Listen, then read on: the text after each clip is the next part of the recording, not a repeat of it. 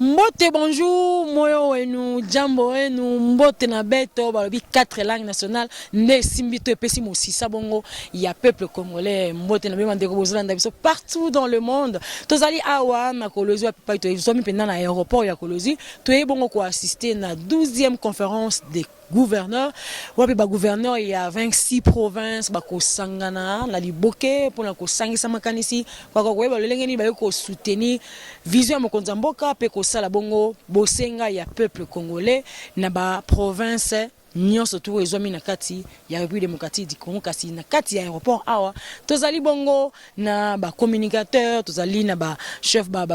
parti politique to ba congolais nyonso bazoki makoki ya koya Kolwezi pour na ko bongo ko soutenir conférence des gouverneurs 12e conférence des gouverneurs to ebina biso na bino ke 11e esalaki bongo na Kalemi kasi tour oyo ndeka mokonza mo kasi la bongo ko dans la vidéo na informe que la prochaine session la 12e donc aura lieu à Kolwezi dans le Lualaba. Sous le patronage de Kas nazali nga mokote kande bozali komona nazali bongo na diva de la presse avec elle nde toko développer penza toko décortiquer pena na mosisa pena ya makambo nini ezali ko sala manakati ya Kolwezi pe mokonza mboka tanga koya e ko sengela penza na moto nyonso tu asimba par nini diva mbote na yo. Mbote Rachula Caramel mbote na bande konyoso bakolanda la Black Diva parce que tant bon la rabiso boyeza pambate ndongo moni biso na mabele oyo eza ke soki tonyati eza pona kolanda kwa ya koloba il faut to vérifier to kota na ba nini ebele tokota na ba système ebelo eko sunga ke peuple nyonso akoka ko se retrouver peuple nyonso azalaka ya province azalite peuple nyonso azalaka ya ville azalite peuple nyonso azala koyeba ke chef de l'état Félix Antoine Tshisekedi Tshilombo azuna ebele batimbolaki banguna wana basala mais gestion na bango ya 18 ans mon ma sœur tomoni biloko tozomona lelo te ezala na Lualaba tozalaki na Kalemi partout place nyonso tozali tozala kati ya kolandela musala chef de l'état na Antoine Félix Tshilombo azana kati ya kosala lelo tozana Kolwezi ndenge tozana Kolwezi tomoni penza biloko ko inaugurer ezebele na ba chantier mususu na yebeki akotika yango c'est pour cela tokosenga na batutu oyo chef apesi tâche boko ka ko aider ye poto kitaka pe na mabele na bino to inaugurer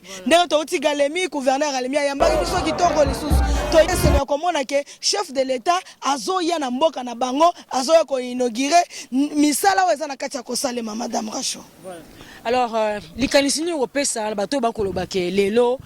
ba mangomba to ba tribu e komi o biso to ba to côté kuna bino ba to côté kuna c'était ni robeta na likamotali tribalisme. Pour le tribalisme, eza makambo biso to boya ka mbula na mbula. Bomona ka to tambola ka to boya ka tribalisme. To lingi bomoko ezala. Muswahili mukongo muto abandundu biso nyonso tozana muto pomoko o eza ya papa Félix Antoine Tshisekedi Tshilombo. So bomoni baninga na bino baza place.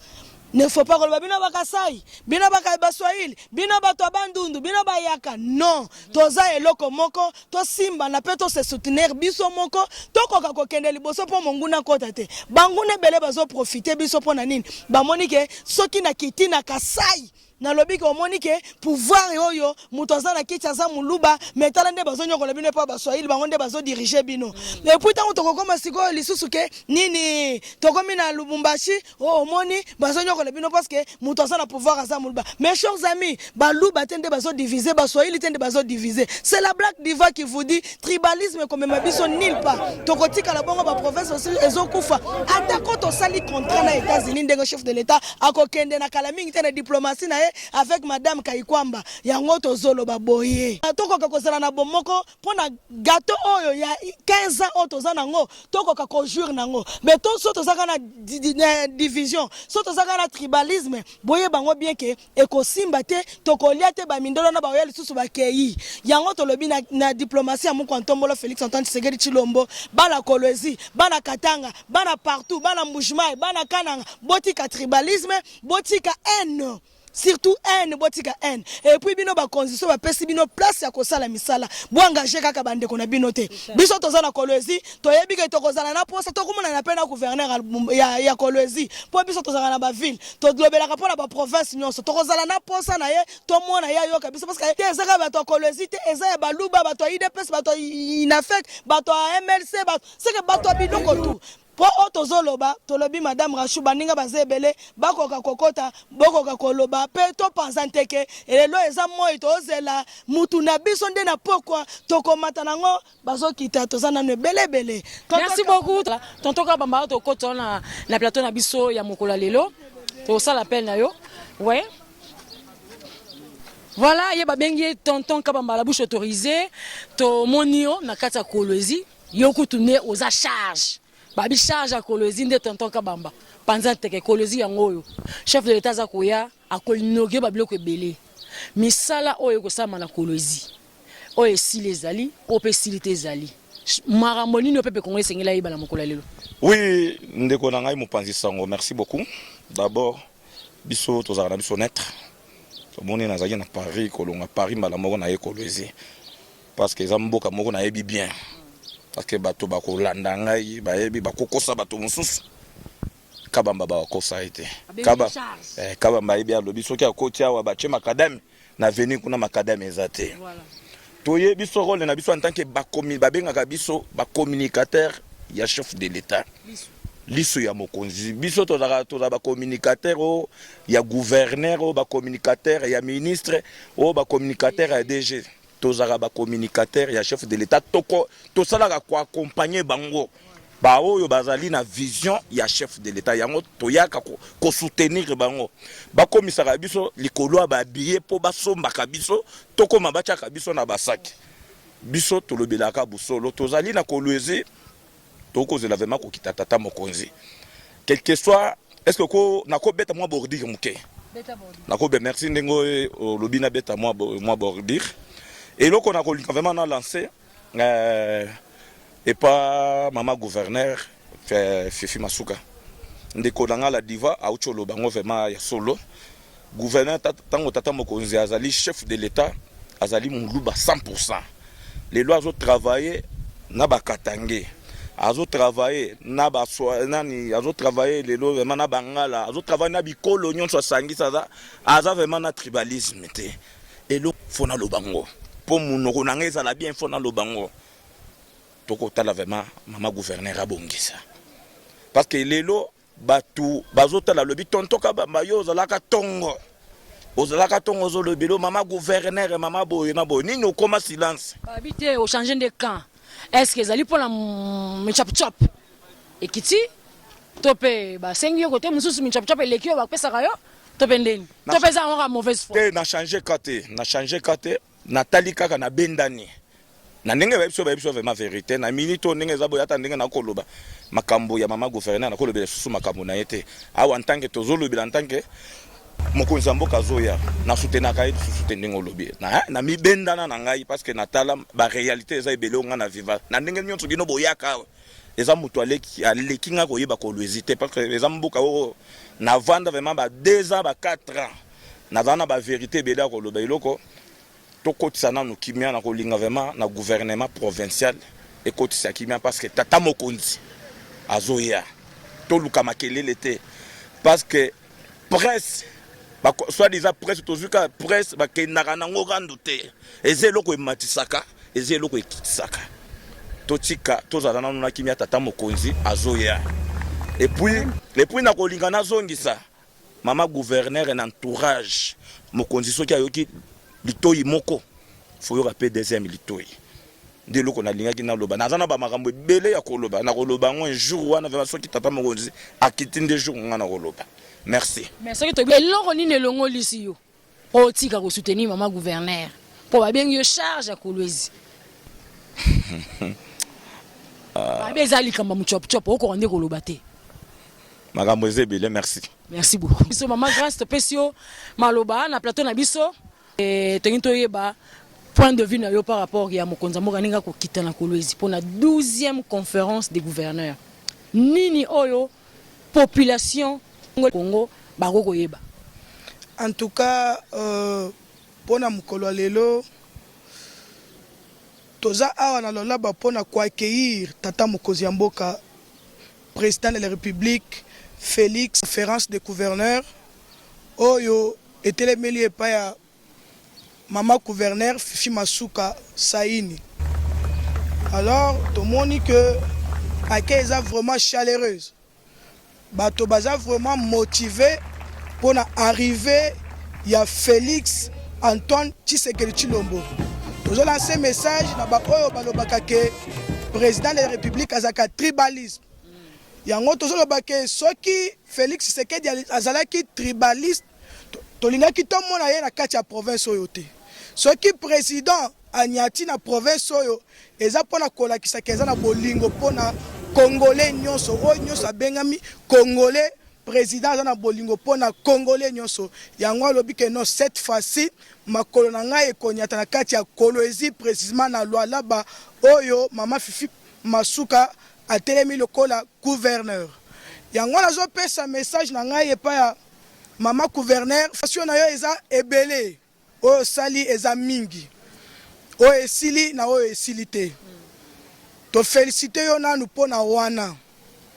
mais biso bana toza na kati ya Kolwezi